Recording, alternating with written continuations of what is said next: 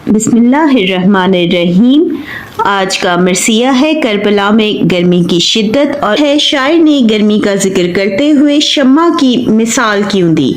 शायर ने शम्मा की मिसाल गर्मी की वजह से दी है कि अगर वो गर्मी की शिद्दत को बयान करने के लिए लब खोलेंगे तो वो इस तरह से जल जाएंगे जैसे शम्मा अंधेरे को दूर करते करते जल जाती है। यानी ये गर्मी की इंतहा का जिक्र है और उस ख्याल को बयान करने के लिए उन्होंने ये मिसाल दी है।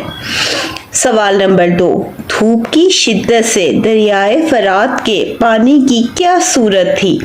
शायर ने बताया कि धूप इतनी शदीद और तेज थी कि दिन में भी रात का गुमान हो रहा था, यानी दिन शब जैसा हो गया था।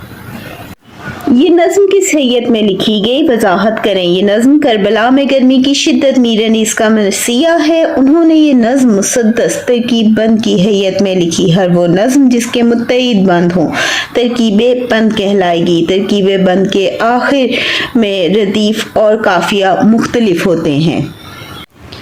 पानी था आग गर्मी रोज़े हिसाब थी। इस शेर की वजाहत करें। दरियाए फरात के पानी के भंवर पर शोलों का गुमान होता था। पानी के बुलबुले अंगारों से मुशाबिया थे और पानी आग बरसा रहा था।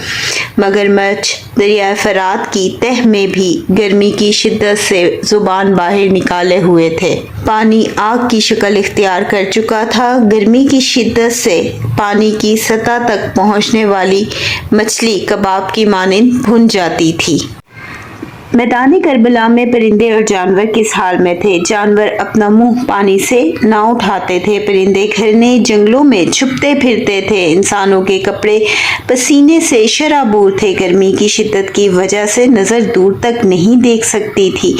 ऐसा महसूस होता था कि इतनी गर्मी में निगाह को दूर तक लेकर जाने से पाँव में छाले पड़ जाएंगे। यानी ये भी जो है गर्मी की शिद्दत का इजहार है कि हमें अंदाज़ा हो सके कि गर्मी की शिद्दत किस हद तक थी।